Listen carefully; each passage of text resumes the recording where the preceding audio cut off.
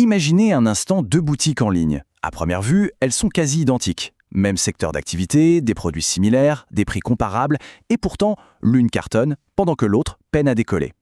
Alors non, ce n'est pas juste une question de chance ou d'un budget pub démesuré. Le vrai secret, il se cache ailleurs, dans des détails qui sont souvent invisibles, et c'est ça qu'on va décortiquer ensemble. Voilà, le mystère est posé. D'un côté, on a une boutique qui fait 15 000 € par mois. C'est déjà pas mal. Mais de l'autre, on a une boutique qui atteint les 47 000 €. Sur le papier, franchement, elles se ressemblent comme deux gouttes d'eau. Alors comment on explique un tel écart de performance? D'où ça vient? La première idée qui vient en tête, c'est de se dire, bon, facile. Ils ont 3 fois plus de budget pub, c'est une marque super connue, ils ont une grosse équipe derrière. Mais en fait, la réalité est bien plus subtile et pour tout dire, bien plus intéressante que ça. La réponse se trouve dans des mécanismes que la plupart des gens ignorent complètement. Allez, on plonge dans le premier mécanisme et c'est sans doute le plus fondamental. C'est quelque chose d'invisible qu'on ne peut pas acheter, mais qui est la vraie monnaie d'échange sur Internet, la confiance. Ou plus précisément, la confiance perçue. C'est elle qui va décider si un visiteur reste ou s'il s'en va en moins de temps qu'il ne faut pour le dire.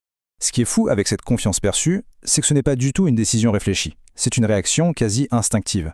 En moins de 8 secondes, littéralement, le cerveau d'un nouveau visiteur a scanné la page et s'est déjà fait une opinion. Il s'est dit « Ok, est-ce que cet endroit a l'air pro et sérieux ?»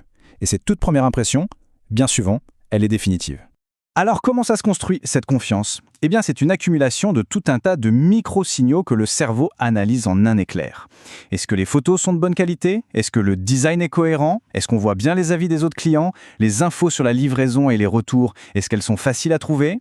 Pris séparément, aucun de ces éléments n'est décisif. Mais tous ensemble, ils créent ce sentiment de sécurité qui est juste indispensable pour sortir sa carte bancaire. Et l'impact de tout ça, il est énorme. Regardez ce chiffre, 70%. 70% des visiteurs qui quittent un site sans rien acheter citent le manque de confiance comme raison principale. Vous avez bien entendu, ce n'est pas le prix, ce n'est pas le produit, c'est juste ce petit sentiment que quelque chose cloche. C'est énorme. Bon, une fois que cette confiance est là, la bataille n'est qu'à moitié gagnée. Parce que maintenant, il faut guider le visiteur vers l'achat. Et ce chemin doit être le plus simple et le plus fluide possible. C'est notre deuxième mécanisme clé, le parcours d'achat. On appelle ça le tunnel de conversion. C'est tout le trajet que fait un visiteur, de la page sur laquelle il atterrit, jusqu'à la page de remerciement après son paiement. Dit comme ça a l'air simple. Mais en réalité, c'est un parcours qui est souvent semé d'embûches. Et à chaque étape, on peut perdre des clients potentiels. Chaque étape est une sorte de carrefour où le visiteur peut décider de faire demi-tour. Les boutiques qui superperforment, ce sont celles qui ont analysé ce parcours à la loupe, qui ont identifié tous les points de friction, c'est-à-dire les moments où ça devient un peu compliqué ou pénible, et qui les ont éliminés, un par un. Et concrètement, ça veut dire quoi, éliminer les frictions? Eh bien, ça peut être des choses très simples, mais qui font une différence énorme. Par exemple, simplifier au maximum les formulaires de commande, être hyper transparent sur les frais de livraison dès le début, mettre en place des relances pour les paniers abandonnés, et surtout, s'assurer que l'expérience sur mobile est juste impeccable. C'est là que tout se joue aujourd'hui. Regardez cet exemple, c'est très parlant. Deux boutiques qui vendent des coussins.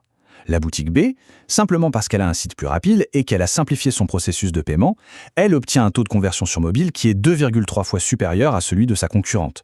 Le produit est le même. C'est l'expérience qui fait toute la différence. Ok, on a la confiance, on a un parcours d'achat fluide. Le troisième et dernier mécanisme est peut-être le plus puissant et aussi le plus contre-intuitif. Il ne s'agit pas de vendre moins cher, il s'agit de mieux vendre. C'est tout le concept de la valeur perçue. Le point vraiment crucial à comprendre ici, c'est qu'un prix n'est jamais évalué dans l'absolu. Jamais. Il est toujours comparé à la valeur que l'on pense recevoir en échange. Si cette perception de valeur est très haute, un prix élevé semblera tout à fait justifié. Mais si elle est basse, même un produit bon marché paraîtra trop cher. Et cette valeur, comment on la construit? Principalement sur 3 piliers.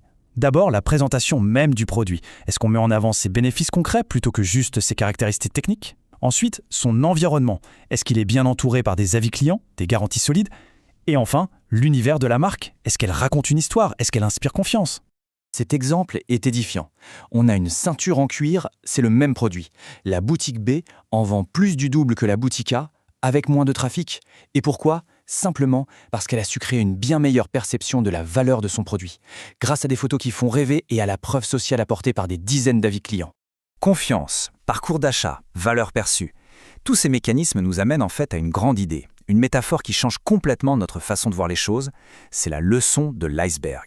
Quand on regarde un concurrent qui réussit, on ne voit que la pointe de l'iceberg. Son chiffre d'affaires, ses pubs, sa notoriété. Mais 90% du travail, la partie immergée et massive, est complètement invisible. C'est l'architecture du site, les optimisations du tunnel d'achat, ce sont les centaines de micro-décisions qui, mises bout à bout, créent ces résultats spectaculaires. Et c'est là qu'est tout le piège. On a tendance à comparer notre propre travail vu de l'intérieur, avec toutes ses galères et ses difficultés, aux résultats des autres vus de l'extérieur qui ont l'air parfaits. C'est une comparaison qui ne peut mener qu'à la frustration, alors qu'il faudrait plutôt passer en mode analyse. Alors, au final, qu'est-ce qu'on doit retenir de tout ça? L'idée principale, c'est que la solution se trouve dans un simple changement de perspective. Cette citation, elle résume absolument tout. Le succès en e-commerce, ce n'est pas de la magie, c'est un processus. C'est de la mesure, de l'analyse et de l'amélioration continue. Il faut savoir d'où on part pour savoir où on va. Le concurrent qui surperforme, il n'y a pas de formule magique. Il a simplement construit un système plus efficace. Un système qui inspire davantage confiance, qui facilite l'achat au maximum et qui augmente la perception de valeur de tout ce qu'ils vendent. La prochaine fois qu'on observera la réussite d'un concurrent, au lieu de se demander « mais quel est son secret ?», la bonne question à se poser serait peut-être « quel système a-t-il mis en place que je ne vois pas encore ?» Parce que la réponse, elle se trouve presque toujours là, dans ce travail méthodique et invisible qui soutient